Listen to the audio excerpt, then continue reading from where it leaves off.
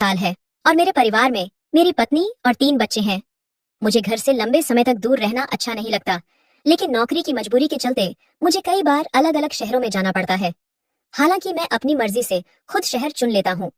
इस बार मैंने अहमदनगर चुना क्योंकि मेरे ससुराल वाले वहां रहते हैं। मेरी सास, मेरा साला संजय और उसकी पत्नी काव्या अहमदनगर में रहते हैं। मेरे ससुर 3 साल पहले गुजर गए थे और तब से मैं परिवार की कुछ जिम्मेदारियां निभाता आ रहा हूँ। मेरा साला संजय 30 साल का है और एक ऑटोमोबाइल कंपनी में मैकेनिकल इंजीनियर है। उसकी शादी को 2.5 साल हो चुके हैं और मैंने ही उसकी शादी का सारा इंतजाम किया था। इस बार जब मैं अहमदनगर जा रहा था तो मैंने ससुराल में रुकने का मन बनाया। मेरी सास उस वक्त कोल्हापुर में मेरे घर पर थी क्योंकि मेरे माता पिता अपनी बहन के पास पुणे गए थे। मेरी पत्नी अकेली थी, इसलिए सास उसके साथ रहने आई थी। मैं शाम 4 बजे अहमदनगर पहुंचा। अपने जूनियर को एक गेस्ट हाउस में ठहराने की व्यवस्था करके मैं ससुराल पहुंच गया। वहां मेरी साली काव्या ने मेरा जोरदार स्वागत किया। वह 27 साल की है, सांवली छरहरी, करीब 5 फुट 6 इंच लंबी और देखने में वह बहुत ही आकर्षक थी। गोल चेहरा, गालों पर डिंपल और घने काले बाल, वह बहुत खूबसूरत लगती थी। रात 8 बजे मेरा साला संजय दफ्तर से लौटा। हमने साथ में रात का खाना खाया और फिर देर रात 1 बजे तक बातें करते रहे। इसके बाद हम सोने चले गए। अगले दिन से मेरा काम शुरू हो गया। मैं सुबह निकलता और रात को ही वापस आता। सिर्फ रात के खाने और सोने से पहले ही हम सब आपस में बात कर पाते थे। हमने फैसला किया कि वीकेंड पर कहीं घूमने जाएंगे। अगला रविवार महीने का तीसरा रविवार था, इसलिए संजय की छुट्टी थी और मेरा भी आधे दिन का काम था। हमने कोल्हापुर के पास पन्हाला किला देखने का प्लान बनाया और वहां एक रात रुकने का विचार किया। संजय के एक दोस्त ने वहां के रिसोर्ट में हमारे लिए 2 कमरे बुक करवा दिए। काव्या इस प्लान से सबसे ज्यादा उत्साहित थी क्योंकि उसे रोज की दिनचर्या से छुट्टी मिलने वाली थी। लेकिन रविवार की शाम को जब संजय ऑफिस से आया तो उसने बताया कि उसे अचानक 6 दिनों के लिए प्रोजेक्ट के सिलसिले में बाहर जाना पड़ रहा है। इसका मतलब हमारा घूमने का प्लान रद्द हो गया। ये सुनकर काव्या बहुत निराश हुई। संजय अपने काम में हमेशा व्यस्त रहता था, इसलिए उसे बाहर घूमने का मौका कम ही मिलता था। मैंने गौर किया कि संजय थोड़ा किफायती स्वभाव का था और काव्या की खुशियों के लिए ज्यादा खर्च करने से बचता था। वैसे भी इस ट्रिप का पूरा खर्च मैं उठाने वाला था। संजय को इससे कोई परेशानी नहीं थी, इसलिए उसने कहा कि भले ही वह न जा सके, हम लोग फिर भी जा सकते हैं। ये सुनकर मैं और काव्या सोच में पड़ गए। फिर संजय ने एक और सलाह दी कि चूंकि 2 कमरे बुक हैं, तो काव्या अपनी किसी दोस्त को साथ ले जा सकती है। ये सुनकर काव्या का चेहरा खिल उठा। उसने फौरन अपनी दोस्त राधिका को फोन किया और राधिका ने हाँ कह दी। इसके बाद तय हुआ कि हम अगले दिन दोपहर को पन्हाला के लिए निकलेंगे। सोमवार सुबह संजय अपने काम के लिए रवाना हो गया। मैं अपने क्लाइंट से मिलने चला गया। दोपहर में जब मैं लौटा तो काव्या ट्रिप की तैयारियों में जुटी थी। उसकी काली आंखों में एक खास चमक थी जिसमें उत्साह और शराफत दोनों झलक रहे थे। खाना खाते वक्त काव्या ने मुझसे पूछा, जीजा जी वहां खाने पीने का क्या इंतजाम होगा? कुछ साथ ले जाना चाहिए क्या? मैंने हंसते हुए कहा, कुछ लेने की जरूरत नहीं, रिसोर्ट में सब कुछ शामिल है। हाँ, अगर कोई चटपटा नमकीन या मुरब्बा हो तो रख लो, मुझे खाने से पहले कुछ छटकारा लेना पसंद है। काव्या हंस पड़ी और बोली, अरे मतलब आप कुछ पीने का इरादा रखते हैं? मैंने मजाक में कहा, ज्यादा नहीं, बस हल्का फुल्का। कोल्हापुर में तो मैं छूता भी नहीं, पर बाहर निकलता हूँ तो थोड़ा मन करता है। तुम्हें कोई तकलीफ तो नहीं? काव्या ने मुस्कुराकर कहा, मुझे क्या परेशानी होगी, वैसे मैं कुछ अतिरिक्त कपड़े रख लेती हूँ, बारिश में भीगने का भी तो मजा लेना है। मैंने हंसते हुए कहा, बिल्कुल, पन्हाला के झरनों में भीगने का अलग ही आनंद है। काव्या बोली, मुझे पहले से पता था, इसीलिए मैंने पहले ही तैयारी कर ली। वैसे संजय नहीं होंगे तो कोई टोकने वाला भी नहीं होगा। मैंने छुटकी लेते हुए कहा, शायद उसे तुम्हारी फिक्र कम है, तभी टोकता होगा। काव्या ने हंसकर सफाई दी, नहीं ऐसा नहीं है, उसे डर रहता है कि कहीं मैं ठंड बीमार ना हो जाऊं तो दवा का खर्च बढ़ेगा। फिर उसने हंसते हुए पूछा, आप तो मुझे रोकेंगे नहीं ना? मैंने हंसकर जवाब दिया, क्यों रोकूंगा? मैं तो जवानी के दिनों से हर साल दोस्तों के साथ बारिश में भीगता आया हूँ। हमारा पूरा ग्रुप होता था जिसमें लड़कियां भी शामिल थीं। तुम्हारी भाभी भी उसमें थी। अब हमारा मूड पूरी तरह ट्रिप के लिए तैयार हो चुका था। मैंने मजाक में कहा, तुम्हें भीगते देखना मजेदार होगा। एक पल के लिए हमारी नजरें टकराईं। मेरी आंखों में शरारत देखकर काव्या के चेहरे पर हल्की सी मुस्कान उभरी, लेकिन उसने उसे छिपाने के लिए चाय का कप उठा लिया। मुझे पता था कि वह अंदर से हंस रही थी। हमारे बीच ऐसी हल्की फुल्की बातें पिछले कुछ महीनों से चल रही थीं। शुरुआत में जब वह शादी के बाद हमारे घर आई थी तो मुझसे खुलकर बात नहीं करती थी। मैं इस घर का दामाद था, लेकिन मुझे बड़े भाई की तरह सम्मान मिलता था। घर के कई फैसले मेरी सलाह से लिए जाते थे, इसलिए संजय और काव्या दोनों मुझे बहुत मानते थे। धीरे धीरे हमारा रिश्ता दोस्ताना और हल्का फुल्का हो गया। अब वह मुझसे बेझिझक बातें करने लगी थी। थोड़ी हंसी मजाक के बाद काव्या ने मुस्कुराते हुए पूछा, जीजाजी कब चलना है? मैंने कहा, बस 1.5 घंटे में। तुम तैयार हो ना? फिर मैंने मजाक में कहा, और हाँ, साड़ी मत पहनना, कुछ कैजुअल ड्रेस पहनो, हम घूमने जा रहे हैं, किसी समारोह में नहीं। काव्या हंस पड़ी और बोली, हाँ, मैंने पहले से ही ड्रेस रख ली है, अब हमें राधिका को लेने भी जाना है तो मैं उसे फोन कर देती हूँ। उसने राधिका को फोन किया और हम दोपहर 1:30 पर निकल पड़े। करीब 2 बजे हम राधिका के घर पहुंचे। वहां राधिका का पति रवि भी हमारे साथ आने वाला था। वह 29 साल का था और एक प्राइवेट कंपनी में मार्केटिंग का काम करता था। मैंने उससे थोड़ी देर बात की। तब तक काव्या ने राधिका की तैयारियों में मदद की। फिर हम सब पन्हाला के लिए रवाना होने को तैयार थे। जब काव्या और राधिका तैयार होकर बाहर आई तो मैं बार बार राधिका की तरफ देख रहा था। वह बेहद आकर्षक और खूबसूरत थी। फिर हम सब मेरी कार में सवार हुए। रवि मेरे बगल में आगे बैठा और काव्या और राधिका पीछे। मैं गाड़ी चलाते हुए मिरर से काव्या को देख रहा था। उसकी आंखों में ट्रिप का जोश साफ दिख रहा था। जब भी हमारी नजरें मिलती वह चुपके से मुस्कुरा देती। रवि मुझसे बातें कर रहा था, लेकिन मेरा ध्यान कहीं और था। मेरे दिमाग में एक सवाल बार बार उठ रहा था, रात को रुकने का इंतजाम कैसे होगा? क्या रवि और राधिका एक कमरे में रहेंगे और मैं काव्या के साथ? और अगर काव्या मेरे साथ रही तो कमरे में एक बेड होगा या 2? करीब 1.5 घंटे की ड्राइव के बाद हम पन्हाला के रिसोर्ट पहुंच गए। रवि से मेरी अच्छी बातचीत हुई और उसकी सहजता मुझे पसंद आई। बातों से लगा कि वह पहले कभी किसी लग्जरी रिसोर्ट में नहीं ठहरा था। उसकी आर्थिक स्थिति बहुत मजबूत नहीं थी, शायद इसलिए उसने और राधिका ने काव्या का प्रस्ताव तुरंत मान लिया था। दोनों इस ट्रिप को लेकर बहुत उत्साहित थे। रिसोर्ट पहुंचते ही रवि और राधिका रिसेप्शन पर बैठ गए। मैं चेक इन की औपचारिकताएं पूरी करने लगा। काव्या मेरे पास खड़ी होकर उत्सुकता से मुझे देख रही थी। मैंने धीरे से पूछा, कमरों का बंटवारा कैसे करें? तुम और राधिका एक कमरे में, मैं और रवि दूसरे में? काव्या ने फौरन आंखें झपकाते हुए कहा, अरे जीजा जी, ऐसा न करें, उन्हें साथ रहने दें। उन्हें ऐसा मौका कहाँ मिलता है, उन्हें खुशी लेने दें। हम दोनों एक कमरे में रह लेंगे। मैंने उसकी बात मानते हुए कहा, ठीक है, जैसा तुम कहो। अंदर से मैं बहुत खुश था। थोड़ी देर बाद स्टाफ ने हमारे बैग उठाए और हमें कमरों तक पहुंचाया। रिसोर्ट पहाड़ी की चोटी पर था और सारे कमरे ग्राउंड फ्लोर पर थे। रवि और राधिका का कमरा एक तरफ था, हमारा दूसरी तरफ। हम अपने कमरे में पहुंचे। कमरा शानदार था और जैसा मैंने सोचा था, उसमें एक बड़ा डबल बेड था। काव्या कमरे को देखकर बहुत खुश हुई।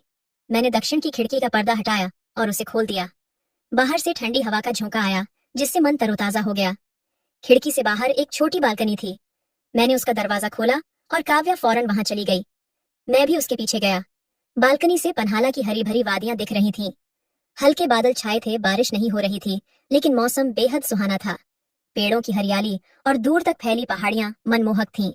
सूरज की रोशनी हरे मैदानों पर ऐसी पड़ रही थी मानो कोई चादर बिछी हो। काव्या इस नजारे में खो गई थी। मैं उसे वहीं छोड़कर कमरे में आया और रूम सर्विस को कॉफी और कुछ नमकीन मंगवाने के लिए फोन किया। फिर मैंने अपने बैग से कपड़े निकाले और फ्रेश होने बाथरूम चला गया। बाहर निकलकर देखा कि काव्या भी कमरे में वापस आ गई थी। मैंने पूछा, अब क्या करें? बाहर घूमने चलें या यहीं थोड़ा आराम करें? वैसे कॉफी आने वाली है, उसे पीकर चलते हैं। काव्या ने हंसते हुए कहा, मैं भी चलूंगी। अकेले यहाँ क्या करूंगी? रुकिए, मैं रवि और राधिका से पूछ कर आती हूँ। वह दरवाजे की ओर बढ़ी तो मैंने उसे फोन की तरफ इशारा किया। काव्या हंस पड़ी और अपने माथे पर हाथ मारते हुए फोन उठाया। उसने राधिका के कमरे में कॉल की। थोड़ी बातचीत के बाद उसने मेरी तरफ देखकर हंसते हुए कहा, वे दोनों कमरे में ही रुक रहे हैं, कोई फिल्म देख रहे हैं।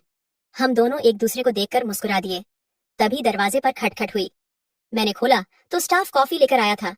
हम बैठकर कॉफी पीने लगे और बातें करने लगे। कॉफी पीते हुए मैंने काव्या से कहा, तैयार हो जाओ। उसने जोश में पूछा, जीजा जी, मैं कुछ स्टाइलिश कपड़े पहन लूं तो आपको बुरा तो नहीं लगेगा? मैंने हंसते हुए कहा, अरे जो मन हो पहनो, मुझे क्या दिक्कत, बस तुम्हें सहज लगे इतना ही। काव्या ने शरारती अंदाज में मुस्कुराते हुए कहा, तो फिर आप बालकनी में जाइए, मैं कपड़े बदल लूं। मैं चुपचाप बालकनी में चला गया और दरवाजा बंद कर दिया। एक पल को सोचा कि कहीं दरवाजे में कोई झरोखा तो नहीं, लेकिन फिर वह ख्याल हटा दिया। थोड़ी देर बाद काव्या ने आवाज दी, आ जाइए। मैं अंदर गया और उसे देखकर एक पल को रुक सा गया। उसने ग्रे लेगिंग्स और रवि कुर्ती पहनी थी। पहले मैंने उसे ज्यादातर पारंपरिक कपड़ों में ही देखा था। ये नया लुक उसके ऊपर बहुत जंच रहा था। काव्या ने उत्साह से पूछा, कैसी लग रही हूँ? ये कपड़े कॉलेज के दिनों के हैं, बहुत वक्त बाद पहने हैं। बदल लूं क्या? मैंने हंसकर कहा, नहीं, ये तो तुम पर कमाल लग रहे हैं। काव्या ने मुस्कुराते हुए कहा, लेकिन संजय को ये पसंद नहीं। उनका कहना है कि शादीशुदा औरतें ऐसे कपड़े नहीं पहनती। मैंने हंसते हुए जवाब दिया, उसे क्या पता, ढेर सारी शादीशुदा औरतें ऐसे कपड़े पहनती हैं, और ट्रिप पर ऐसे न पहनेंगी तो कब पहनेंगी? काव्या ने शरारत से आंख मटकाई और बोली, तो जब मैं साड़ी पहनती हूँ तब बुजुर्ग लगती हूँ क्या? मैंने फौरन कहा, नहीं नहीं, मैं तो आम बात कर रहा था, तुम्हारी नहीं। चलो अब निकलते हैं। हम कमरे से बाहर आए और पन्हाला किले के आसपास घूमने लगे। मौसम बहुत अच्छा था, हल्की फुहारें पड़ रही थीं, लेकिन भारी बारिश नहीं थी। जब हम किले के पिछले हिस्से में पहुंचे तो काव्या ने जोश में कहा, जीजा जी, यहाँ से नीचे एक झरना है, चले क्या? बस 20 मिनट लगेंगे और अंधेरा होने से पहले लौट आएंगे। मैंने सहमति दी, चलो ठीक है। हम एक टेढ़ी मेढ़ी पगडंडी से नीचे उतरने लगे। रास्ते में हल्की झाड़ियां थीं, घना जंगल नहीं था, लेकिन रास्ता आसान भी नहीं था। दूर एक गांव की झलक दिख रही थी। हम सावधानी से नीचे बढ़ रहे थे। रास्ते में छोटे छोटे पानी के गड्ढे आए, जिन्हें पार करते हुए हम आगे बढ़े। बारिश से जमीन गीली और चिकनी थी, इसलिए हमें संभल कर चलना पड़ रहा था। मुझे पहाड़ी रास्तों पर चलने का तजुर्बा था, तो मुझे कोई दिक्कत नहीं हुई। काव्या मेरे आगे चल रही थी। लेगिंग्स की वजह से वह आसानी से चल रही थी और उसे देखना मुझे अच्छा लग रहा था। तभी एक जगह उसका पैर फिसला और वह गिरने लगी। मैं फौरन आगे बढ़ा और उसे थाम लिया। उसे खड़ा करते हुए मैंने पहली बार उसे छुआ। उसके हाथ बहुत नरम लगे और उसके शरीर से एक हल्की सी खुशबू आई। गिर ही जाती तुम, मैंने मजाक में कहा। काव्या ने खुद को संभालते हुए जवाब दिया, हाँ जीजा जी, रास्ता थोड़ा चिकना है। अब हम झरने के करीब पहुंच गए हैं, बस थोड़ा और आगे, वह जोश में बोली। आगे एक छोटा सा गड्ढा आया, ज्यादा गहरा नहीं था, लेकिन उसमें कीचड़ था। मैंने काव्या को रुकने को कहा और खुद आगे बढ़ा। फिर उसे बोला, मेरा हाथ पकड़ो, यहाँ फिसलन ज्यादा है, कहीं फिर न गिर जाओ। उसने मेरा हाथ थाम लिया। काव्या के हाथ उसकी कद काठी के मुताबिक थोड़े बड़े थे, उंगलियां पतली और मुलायम। उसे जोर से पकड़ने की जरूरत नहीं पड़ी, क्योंकि उसने खुद मेरा हाथ कस कर पकड़ लिया। एक जगह जमीन बहुत फिसलन भरी थी। उसने दूसरा हाथ मेरे कंधे पर रखा और खुद को संभाला। गड्ढा पार करने के बाद उसने कंधे से हाथ हटा लिया, लेकिन मेरा हाथ नहीं छोड़ा। हम हाथ पकड़े आगे बढ़े। थोड़ा आगे जाने पर एक बड़ा गड्ढा आया। काव्या ने मेरा हाथ खींचा और उत्साह से बोली, जीजा जी देखिए, दाईं तरफ झरना है। वह दृश्य लाजवाब था। हमसे करीब 25 फीट दूर एक झरना बह रहा था। उसकी ऊंचाई शायद 60 फीट रही होगी। पानी नीचे गिरते ही फेन बन रहा था और तेज शोर के साथ उछल रहा था। एक पतली सी पगडंडी हमें झरने के पास ले गई। जैसे ही हम करीब पहुंचे, झरने की बूंदें हवा में उड़कर हम पर पड़ने लगीं। मुझे ये बहुत पसंद था, तो मैं वहीं रुककर उसका मजा लेने लगा। लेकिन काव्या और आगे जाना चाहती थी। उसने मेरा हाथ जोर से पकड़ा और आगे बढ़ी, लेकिन तभी उसका पैर फिर फिसल गया। मैं झट से झुका और उसे कसकर थाम लिया। उसने शर्मिंदगी से मेरी तरफ देखा, लेकिन कुछ नहीं कहा। करीब 2 मिनट तक मैं उसे पकड़े रहा। फिर हमें एहसास हुआ कि हम खुले में ऐसे ही खड़े हैं। मैं थोड़ा पीछे हटा, लेकिन उसका हाथ नहीं छोड़ा। मैंने उसे सावधान रहने को कहा और हम झरने के और करीब पहुंचे। वहां पहुंचकर देखा कि झरने और पहाड़ी के बीच 6 फीट की खाली जगह थी। शायद वहां कोई छोटी गुफा थी। काव्या अभी भी मेरा हाथ पकड़े थी। मैंने उसका हाथ हल्के से दबाया और कहा, काव्या, झरने के पीछे कोई जगह दिख रही है, चले वहां? काव्या थोड़ा डर गई और बोली, नहीं जीजा जी, मैं वहां नहीं जाऊंगी। रास्ता भी नहीं पता और मैंने कभी किसी को वहां जाते नहीं देखा। मैंने गौर से देखा तो सच में वहां पहुंचने का कोई सीधा रास्ता नहीं था। झरने के नीचे एक छोटा तालाब था, जिसे पार करना पड़ता, लेकिन उसकी गहराई का अंदाजा नहीं था। लेकिन मेरे अंदर का जोश जाग गया। मैंने सोचा, अगर कोई नहीं गया तो मैं जाऊंगा। मुझे रोमांच पसंद था। साथ ही अगर मैं ऐसा करता तो काव्या मुझसे प्रभावित हो सकती थी। मैंने वहां जाने का फैसला कर लिया। मैंने काव्या का हाथ छोड़ा और कहा, मैं देखता हूं कि वहां पहुंचा जा सकता है या नहीं। काव्या ने मुझे रोकने की कोशिश की, लेकिन मैं नहीं माना और पानी में उतर गया। मैं बहुत सावधानी से चल रहा था, क्योंकि नीचे कीचड़ था। कुछ कदम आगे बढ़ने पर पानी गहरा होने लगा। मैंने किनारे की चट्टानों को पकड़ा और धीरे धीरे आगे बढ़ा। जब पानी मेरी कमर तक पहुंच गया तो तैरने के सिवा कोई चारा नहीं था। मैंने चट्टानों को सहारा लेकर तैरना शुरू किया। झरने के नीचे पहुंचते ही पानी का बहाव बहुत तेज था। अगर मैंने चट्टान मजबूती से न पकड़ी होती तो बह जाता, लेकिन मैंने हिम्मत रखी और आगे बढ़ता गया। आखिरकार मैं झरने को पार करके दूसरी तरफ पहुंच गया। जैसा मैंने अनुमान लगाया था, वहां एक छोटी गुफा जैसी जगह थी। वह करीब 8 फीट लंबी और 4 फीट चौड़ी थी। नीचे एक चपटी चट्टान थी जिस पर बैठा जा सकता था। मैं वहां खड़ा होकर उस नजारे का लुत्फ उठाने लगा। काव्या दूसरी तरफ खड़ी थी। मैंने विजयी अंदाज में उसकी ओर देखा। वह हैरानी से मुझे देख रही थी। उसके चेहरे पर आश्चर्य देखकर मुझे बहुत संतुष्टि हुई। मैंने जोर से कहा, क्या तुम भी आ रही हो? काव्या ने डरते हुए कहा, नहीं नहीं, मुझे डर लग रहा है। कैसा डर? मैं तो आ गया ना, मैंने हंसते हुए कहा। काव्या ने घबराते हुए जवाब दिया, जीजा जी, आप तो तैरने में माहिर हैं, मुझे तैरना नहीं आता। उसकी बात सुनकर मैं जोर से हंसा। फिर मैं वहां कुछ देर खड़ा रहा और झरने की फुहारों का मजा लिया। थोड़ी देर बाद मैं वापस लौटने लगा। रास्ता पहले देख चुका था तो मुझे ज्यादा परेशानी नहीं हुई। सावधानी से मैं वापस आ गया। काव्या मुझे देखकर दंग रह गई। उसने उत्सुकता से पूछा, जीजा जी आपने तो गजब कर दिया, मैंने आज तक किसी को वहां जाते नहीं देखा। वहां कैसा लगा? मैंने मुस्कुराकर कहा, बहुत अच्छा लगा, खासकर पानी की बूंदों को महसूस करना। अंदर से वह जगह किसी जादुई गुफा जैसी थी। काव्या ने जोश में कहा, सच में? काश मैं भी जा पाती तो कितना मजा आता। मैंने कहा, तो चलो ना, मैं तुम्हारे साथ हूँ। तुम्हें थोड़ा बहुत तैरना तो आता ही होगा। काव्या ने चिंता से कहा, मुझे तैरना आता था लेकिन सालों हो गए, अब डर लगता है कि कहीं डूब ना जाऊं। मैंने उसे समझाया। पहले उसने मना किया लेकिन मेरे जोर देने पर वह मान गई। मुझे खुशी हुई क्योंकि इससे मुझे उसे और करीब से जानने का मौका मिल रहा था। मैं फिर से पानी में उतरा और उसे इशारा किया। काव्या धीरे धीरे पानी में आई। शायद ठंड या डर से उसका शरीर कांप रहा था। वह किनारे की चट्टानों को पकड़कर आगे बढ़ी। मैंने अपना हाथ बढ़ाया और उसने चट्टान छोड़कर मेरा हाथ जोर से पकड़ लिया। मैंने उसे पानी में हल्का खेलने दिया ताकि उसका डर कम हो। एक हाथ से उसे सही संतुलन नहीं मिल रहा था तो मैंने उसे अपने कंधे पर हाथ रखने को कहा। ऐसा करते ही वह मेरे बहुत करीब आ गई। फिर मैंने उसका हाथ छोड़कर अपनी बांह उसकी कमर पर रख दी। हाथ छूटते ही उसने मुझे कसकर पकड़ लिया। मैंने उसे मजबूती से थामा और पानी में आगे बढ़ने लगा। काव्या का वजन संभालना मुश्किल था लेकिन मैंने पूरी कोशिश की। फिर भी यह आसान नहीं था। मैंने उसे पास की चट्टान पकड़ने को कहा और खुद उसके कंधे को सहारा दिया। मैंने फिर उसकी कमर पकड़ी और धीरे धीरे आगे बढ़ा। इस दौरान न उसने कुछ कहा न मैंने। हम आधे रास्ते तक पहुंच गए थे। आगे पानी गहरा था लेकिन काव्या का डर अब कम हो गया था। उसका चेहरा शांत लग रहा था। झरने की फुहारों में वह पानी के साथ खेलने लगी। अब वह मुझसे खुलकर बातें करने लगी थी और मजाक भी कर रही थी। उसकी यह नजदीकी मुझे बेचैन कर रही थी। मैं चाहता था कि यह पल और यादगार बने। मैंने कहा, चलो अब पूरा पार करते हैं। काव्या ने मुस्कुराकर कहा, आपके साथ होने से ही हिम्मत कर रही हूँ, वरना कभी ना आती। मुझे छोड़ना मत। मैंने कहा, कभी नहीं, तुम्हें मजबूती से पकड़ूंगा। फिर मैंने सुझाव दिया, ऐसा करो, मेरी पीठ पर बैठ जाओ, मैं तैर कर तुम्हें पार ले जाऊंगा। ये कहकर मैंने उसका हाथ पकड़ लिया। पहले उसने हिचकिचाहट दिखाई लेकिन फिर मान गई। मैंने उसे अपनी पीठ पर बिठाया। उसने मेरे कंधों को कसकर पकड़ा और अपनी बाहों से मेरी गर्दन थाम ली। मैं गहरे पानी में तैरने लगा। काव्या को डर लगा और उसने मुझे और जोर से पकड़ लिया। उसने अपने पैर मेरी कमर के चारों ओर लपेट लिए ताकि संतुलन बना रहे। अब वह निश्चिंत थी लेकिन मेरी जिम्मेदारी बढ़ गई थी। मैं उसे लेकर धीरे धीरे आगे बढ़ रहा था। वह इतनी करीब थी कि उसका सिर मेरे सिर से सट गया था। उसका गाल मेरे गाल को छू रहा था। मैंने उसे हौसला देने के लिए अपना चेहरा उसकी तरफ घुमाया और हंसते हुए कहा, काव्या मजा आ रहा है ना? मेरे कंधों पर आराम से बैठी हो।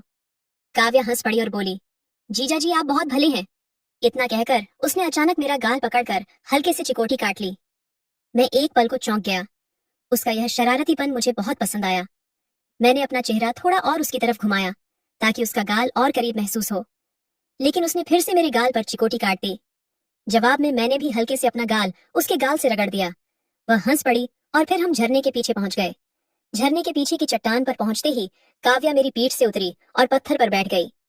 मैं भी उसके पास बैठ गया और गहरी सांसें लेने लगा।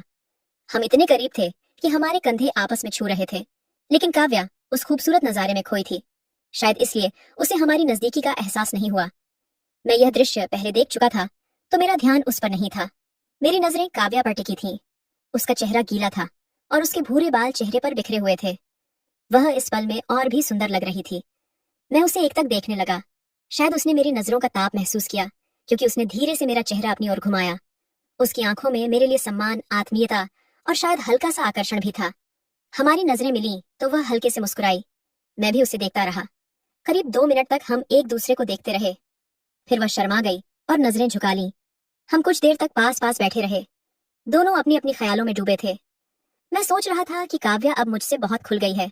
हमें यह एकांत मिला है। क्या मुझे अब कोई कदम आगे बढ़ाना चाहिए?